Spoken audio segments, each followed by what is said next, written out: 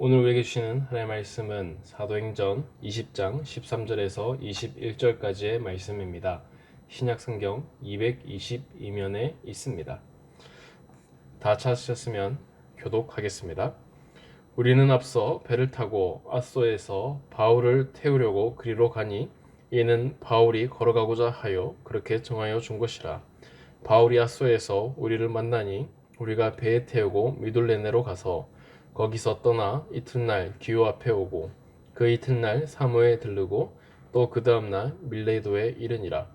바울이 아시아에서 지체하지 않기 위하여 에베소를 지나 배 타고 가기로 작정하였으니 이는 될 수 있는 대로 오순절 안에 예루살렘에 이르려고 급히 가미러라.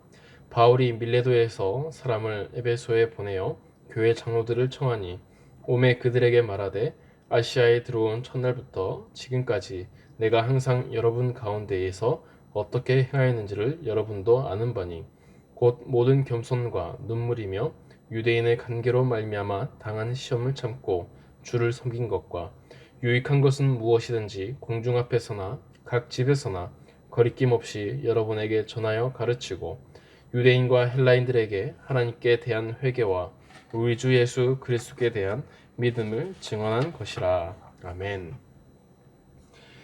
옆에 있는 성도님들과 함께 인사하겠습니다. 믿음대로 됩니다. 말하는 대로 됩니다. 기도하는 대로 됩니다. 네, 그렇게 될 줄을 믿습니다. 바울은 3차 전도 여행을 하면서 에베소를 자신의 주 선교지로 삼았습니다. 그는 그곳에서 3년 가까운 시간들을 보내었고 에베소에서 바울이 했던 중대한 결심은 3차 선교 여행을 마무리하는 것과 더불어서 예루살렘을 거쳐서 로마로 가기로 작정했다는 것입니다. 하지만 바울은 에베소에서 예루살렘으로 가는 빠른 길보다는 자신이 2차 전도 여행 때 들렸던 마게도냐와 아가야 지방을 한 번 더 돌아보고 가기로 결정했습니다. 그리고 지난주까지 바울이 마게도냐와 아가야 지방을 다녀와서 드로아에서 말씀을 강론하는 것까지 우리는 살펴보았습니다. 이제는 예루살렘으로 내려가는 길이 이제 바울에게 남아 있습니다. 그런데 바울과 함께 했던 일행들이 이제 여기서 갈라지는 것을 봅니다. 다 같이 13절의 말씀을 보겠습니다. 함께 읽겠습니다.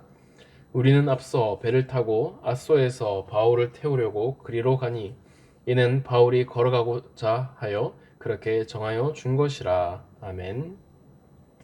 오늘 본문을 보면 바울이 여러 섬들을 거쳐서 밀레도까지 가는 것을 볼 수가 있습니다. 하지만 당시에도 수리아 지방이나 예루살렘으로 바로 갈 수 있는 직항의 배들도 있었습니다. 하지만 바울은 밀레도에서 에베소에서 같이 사역했던 장로들과 작별을 나누기를 원했고 그는 여러 항구를 거쳐서 밀레도까지 가기로 했습니다. 하지만 특이한 것은 바울이 드로아에서 앗소로 가는데 걸어서 가기로 했다는 것입니다. 당시에는 이런 배들이 고속도로와 같은 역할을 했습니다. 배를 타고 가는 것이 더 빠른 길이고 더 쉬운 길이었습니다. 그런데 바울은 일행을 먼저 배를 타고 보냅니다. 그리고 자신은 잠시 후에 앗소까지 걸어갔다라고 성경은 말해주고 있습니다. 여기서 재밌는 점은 나중에 지도를 보시면 이 배는 반도를 둘러서 가는 길이었습니다. 반면에 바울이 가는 이 육로는 30km 정도로 횡단하는 길이었습니다. 다시 말하자면 바울이 걸어간다고 했을 때에 배를 타고 간 동료들에 비해서 아주 뒤처지는 그러한 코스가 아니었다는 것입니다. 걸어야 한다는 육체적인 힘듦과 피로가 있겠지만 바울은 덕분에 드로아에서 며칠 더 머물 수가 있었고 또한 자신의 사역을 정리할 수 있는 시간을 가질 수 있었던 것입니다. 여러분, 드로아가 어떤 곳입니까? 이 드로아는 바울이 환상을 보고서 마게도냐 지방으로 가기로 결정했던 곳이었습니다. 바울은 바나바와 1차 전도 여행을 했고 이후에 이곳을 다시 방문하려고 하는데 성령님께서 유럽으로 방향을 바꾼 그곳이 바로 드로아였습니다. 그리고 하나님은 이 드로아를 넘어서 에베소에서 로마행까지 바울을 꿈꾸도록 만드셨던 하나님이 계신 곳이었습니다. 바울은 아소까지 걸어오면서 자신의 삶에 나타났던 하나님의 은혜를 다시 기억했을 것입니다. 하나님과 1대1로 묵상하며 독대하는 시간을 가졌을 것입니다. 지금 예루살렘으로 가는 바울 앞에는 고난이 기다리고 있습니다. 결박과 혼란을 향해서 바울은 걸어가고 있습니다. 그러나 그리 자신의 삶에 나타났던 하나님의 은혜와 간섭하심을 생각하면서 자신의 사역을 정리하는 동시에 새로운 부르심을 향하여 걸어가고 있는 모습이 13절에 나와 있습니다. 이어서 바울의 여정을 14절과 15절에서 보겠습니다. 함께 읽겠습니다. 바울이 아소에서 우리를 만나니 우리가 배에 태우고 미둘레네로 가서 거기서 떠나 이튿날 기오 앞에 오고 그 이튿날 사모에 들르고 또 그 다음날 밀레도에 이르니라. 아멘. 바울은 아소에서 미둘레네로 그리고 기오에서 사모를 거쳐서 밀레도로 이르게 되었습니다. 누가는 바울이 거쳤던 도시들이 어떠한 곳인지를 일일이 설명해주고 있습니다. 우선 아소에 가면 정상에 아크로폴리스에 아테네 신전이 남아 있습니다. 또한 시장과 성벽이 있었고 그리스 극장이 있었던 도시가 바로 아소였습니다. 그곳은 당시의 문명의 기능이 훌륭하게 작동했던 도시였던 것입니다.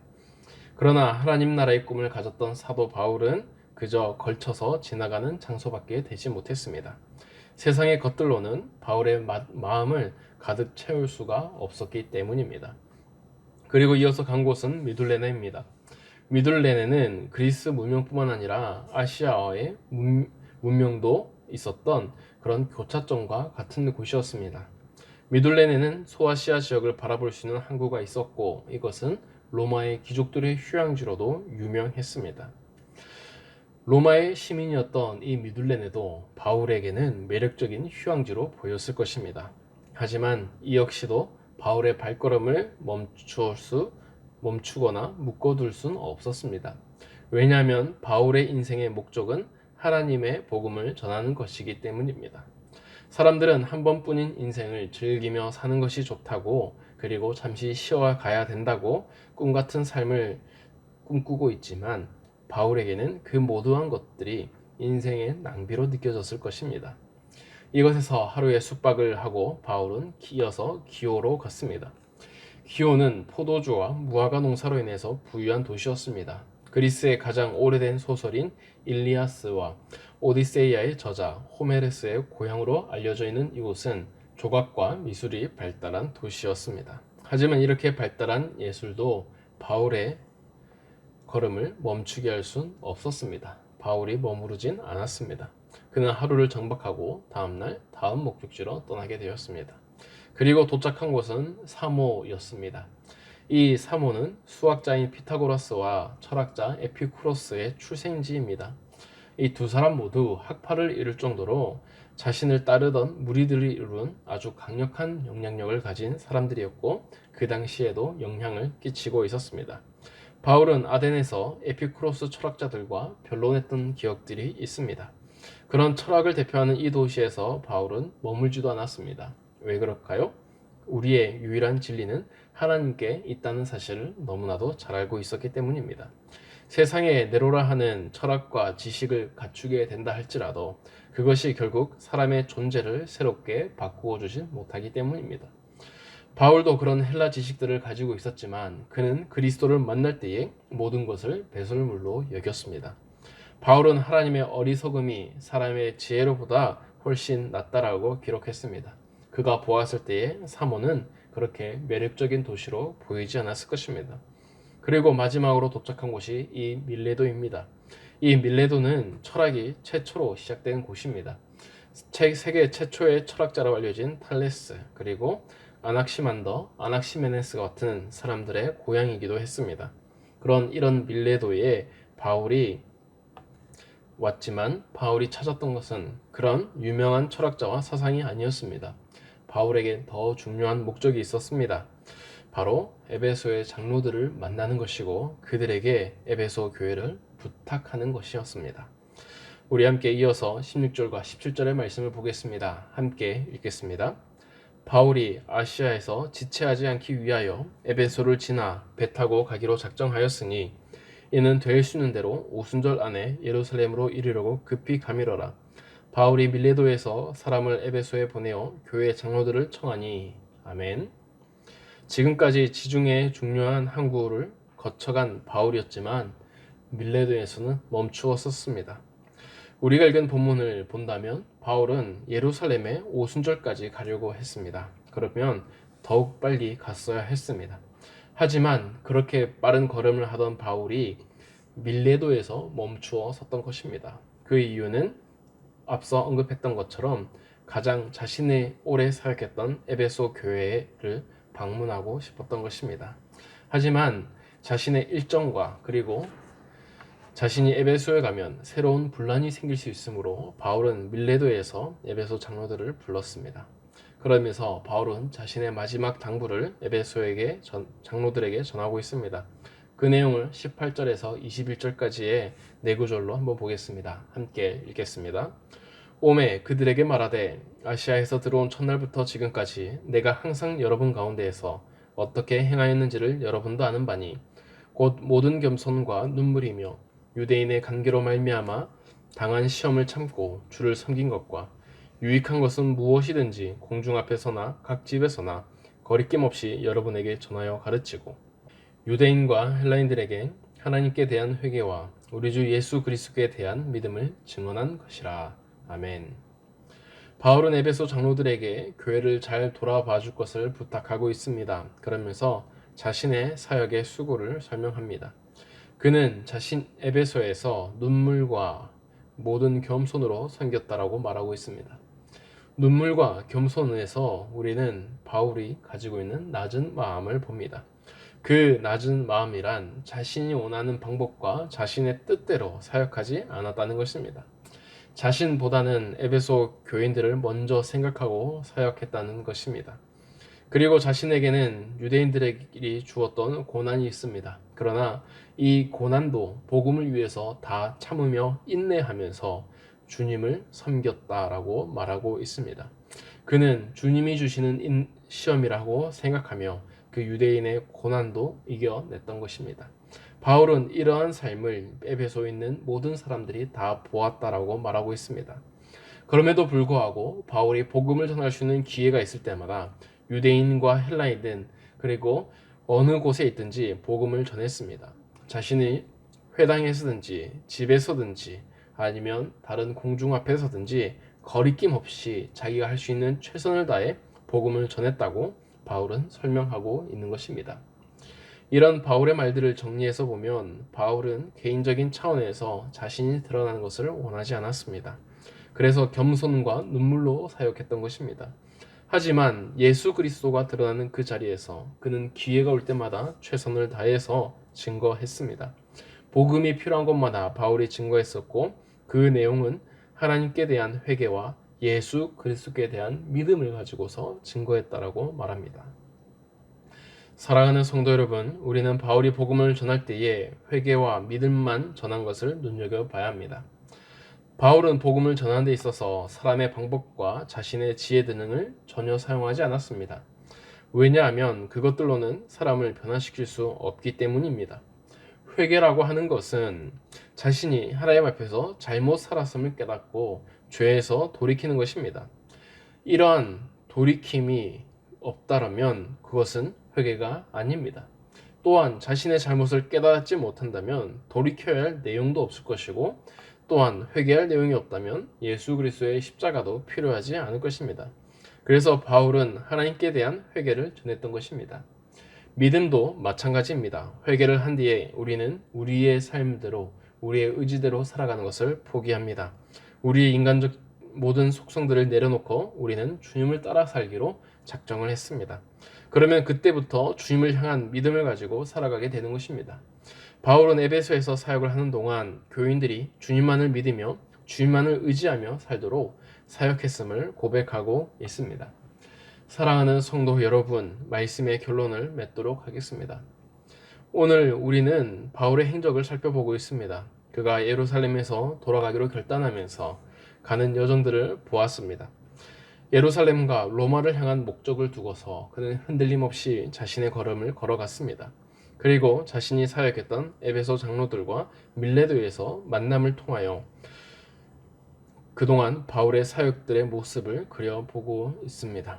이렇게 보면 사도행전을 시작하면서 지금까지 바울이라는 위대한 사도가 단숨에 만들어진 것이 아님을 우리는 볼 수 있습니다. 바울은 주님을 따르기로 한 그날부터 주님을 향해 가는 걸음을 멈추지 않았던 것입니다. 매일의 삶 가운데에 자신의 부르심을 감당하려고 최선을 다해 노력했던 사도의 자세를 가졌었고, 그 결과가 지금 예루살렘으로 향하는 바울의 모습을 보여주고 있는 것입니다. 그리고 바울은 복음에 합당한 곳은 멈추었고 복음에 어울리지 않는 곳은 지나쳐 갔습니다. 그렇게 해서 하나님 나라를 향하여 걸음걸이를 가고 있습니다. 사랑하는 성도 여러분, 우리의 걸음걸이는 지금 어디를 향해서 가고 있습니까? 혹시 목적지가 없이 방황하면서 흔들리며 가고 있지 않습니까? 아니면 잠시 멈추어서서 세상 항구 위에 발을 올리고 있지는 않습니까? 사도 바울도 그러한 유혹과 위기가 자신의 삶에서 굉장히 많았습니다. 하지만 오늘 누가가 기록한 대로 사도 바울의 걸음걸이는 세상의 것들을 잠시 지나쳐 가는 것뿐이었습니다. 그는 자신을 쳐서 복종함으로 오직 자기에게 있는 사명을 위하여 걸어갔던 것을 볼 수가 있습니다. 그때의 똑같은 걸음이겠지만 묵직한 무게감의 걸음으로 바뀌는 것입니다. 혹시 우리도 매일의 삶 순간에 주님을 향해 걸어가고자 한다면 이 시간 하나님을 바라보면서 바울과 같은 마음으로 오직 주님을 향한 삶의 걸음을 띄우는 저와 여러분이 되기를 간절히 소망합니다. 이 시간 함께 기도하겠습니다. 사랑이 많으신 하나님 아버지, 오늘 우리의 삶에 함께 하심을 감사합니다. 우리의 걸음걸이가 모두 다 주님의 걸음걸이입니다. 그러나 우리는 내 멋대로 살아가고 있습니다. 내 멋대로 가고 싶은데 가고 내 감정에 치우친 대로 행합니다. 주님, 이런 우리의 인간적인 속성들을 용서하여 주시고 우리가 오늘도 우리 걸음을 십자가 위에 올려놓게 하여 주시옵소서.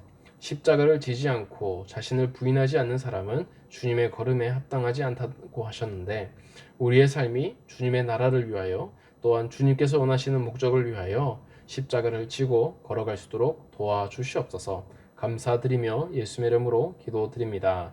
아멘.